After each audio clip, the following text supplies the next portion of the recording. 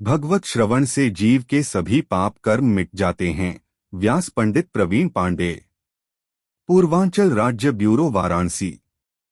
मुकेश पांडे की report. Varanasi Shri Ganganagar colony टिकरी थाना चितईपुर में कथा वाचक व्यास पंडित प्रवीण पांडे द्वारा भव्य भागवत कथा का आरंभ किया गया। मौके पर 51 महिलाओं द्वारा शुल्टनकेश्वर महादेव घाट से गंगाजल लेकर कथा स्थल तक कलश यात्रा का आयोजन किया गया। कथा व्यास पंडित प्रवीण पांडे जी महाराज ने बताया कि जो भी भक्त भागवत कथा का वाचन करता है उसकी समस्त मनोकामनाएं पूर्ण हो जाती हैं। उन्होंने कहा, सिर पर कलश रखने वाले श्रद्धालुओं की आत्मा पवित्र व निर्मल होती है। ऐसे भक्तों पर भगवान की विशेष कृपा होती है। कलश यात्रा में तीनों देव ब्रह्मा, विष्णु व महेश के साथ साथ 33 कोटि देवी देवता स्वयं कलश में विराजमान होते हैं। संत कुमारों ने भागवत का प्रवचन करते हुए नारद के मन का संशय दूर किया। इसी कथा को धुंधकारी प्रेत ने अपने अग्रज से श्रवण किया और प्रेत योनि से मुक्ति पाकर विष्णु लोक को प्राप्त हुए। कथा व्यास ने कहा कि भगवत श्रवण से जीव के सभी पाप कर्म मिट जाते हैं।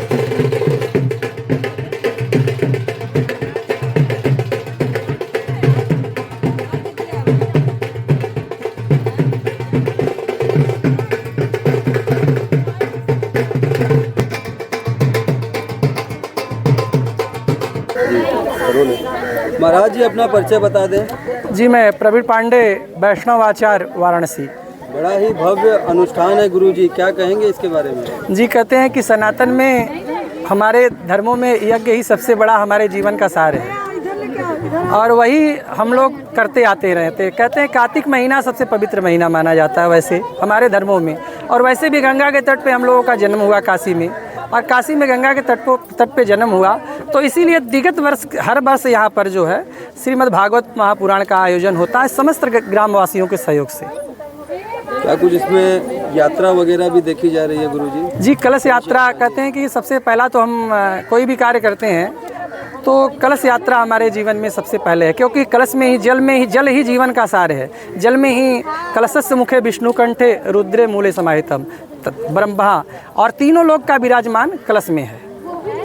इस आयोजन के माध्यम से काशी वासियों के लिए संदेश यही है कि देखिए, एक चीज़ मैं कहना चाहता हूँ कि आज हमारे सनातन को और समाज को ज्ञान के कारण समस्याएं जो हो रही है आप लोग सामने देख रहे हैं। आज बहुत बड़ी विविधाएं हैं कि 15 से 20 वर्ष का बालक जो है, और हर घर में सुनने को मिल रहा है कहीं कहीं कि वो आत्महत्या कर ले रहा है, कोई जहर खा ले रहा है तो कोई फांसी लगा ले रहा है। क्यों?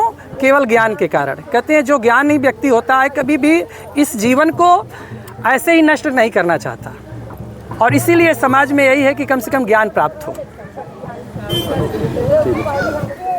हाँ, तो महोदय जी अपना परिचय बता दें। मैं दीपक सिंह राजवीर, भाजपा नेता, अधिवक्ता, वाराणसी। क्या कहेंगे नेताजी, आयोजन चल रहा है सनातन को समर्पित? सनातन एक ऐसा धर्म है, एक ऐसी व्यवस्था है पूरे विश्व में जो हम जिस चीज़ का उपभोग करते हैं, चाहे वो जल रहे, चाहे अग्नि रहे, चाहे सांस लेते हैं, वायु रहे, हम सबको देव मानते हैं।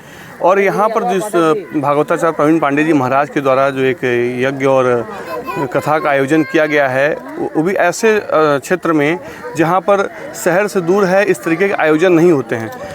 ज्ञान विज्ञान कुछ भी हो, जब तक उसको एक गुरु के माध्यम से जन जन तक नहीं पहुँचाया जाएगा तो उसके बिना हमारा जीवन व्यर्थ नहीं, मतलब अव्यस्त हो जाएगा। तो मैं यही कहना चाहूँगा इस आयोजन के लिए कि सनातन परंपरा में जिस तरीके से हमको वो हमारे पूर्वजों के द्वारा बताया जाता है कि यज्ञ करने का सौभाग्य कल्प कल्पांतर जन्म जन्मांतर के बाद मिलता है, और इस जो पवित्र क्षेत्र में हो रहा है, इस सराय डंगरी में भगवतीपुर क्षेत्र में हो रहा है, यहाँ के लोग बड़े ही दयालु कृपालु हैं जो गुरुजी का बढ़ चढ़ के सहयोग कर रहे हैं और इस आयोजन को सफल बनाने के लिए अपना पूरा पुरजोर मेहनत और पूरी अपने ताकत झोंक रहे हैं। नेताजी, कुछ दिन पहले उत्तर प्रदेश के मुख्यमंत्री जी ने एक अपने स्पीच में कहा था, बटोगे तो कटोगे। इसको राजनीतिक लोग तमाम इशू बना रहे हैं, क्या कहेंगे ऐसे युवा आप? अगर हमारे उत्तर प्रदेश जो सूबे के सबसे बड़े पूरे हिंदुस्तान के सबसे बड़े सूबे के मुखिया अगर बोल रहे हैं, वो भी गोरखपुर के एक महंत हैं।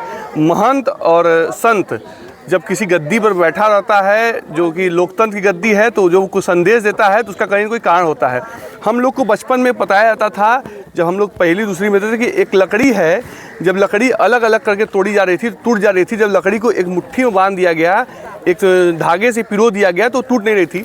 इसी तरीके से हिंदू में जितनी भी जातियां हैं, भूमियार हैं, ब्राह्मण हैं, पाल हैं, पटेल हैं, यादव हैं, राजभर है, प्रजापति हैं, तमाम से लोग हैं। जब हम जाति में बंटते हैं उसके बाद हम अपनी उस व्यवस्था का लाभ लेने के लिए जाति में बढ़ जाते हैं। लेकिन जब कोई खालिस्तानी, कोई कट्टरपंथी जब हमारे ऊपर तलवार लेकर प्रहार करता है, तो अभी ताज़ा उदाहरण कनाडा में देख लीजिए आप, उसके पहले बांग्लादेश में देख लीजिए, तब उससे जाति नहीं पूछी जाती वो किस जाति का है, उसको सिर्फ धर्म देखा जाता है कि वो जनेऊधारी हिंदू धर्म का है, सनातनी है, इसलिए उसको काटा जाता है। तो माननीय मुख्यमंत्री जी ने जो कहा है कि कटेंगे तो बटेंगे तो कटेंगे, तो ये बिल्कुल सत्य कहा है। हम सभी को इस बात का स्मरण करके अपने आए हर दिन की दिनचर्या में इस बातों को चरितार्थ करना चाहिए कि हम अगर किसी तो अपने हिंदू भाई का हित नहीं कर सकते हैं, तो अपने द्वारा, अपने कर्मों के द्वारा, अपने सोच विचार के द्वारा उसका अहित न करें और पूरे हिंदू समाज को, पूरे हिंदुस्तान में एक तरीके से पीड़ो करके रखें। Thank you.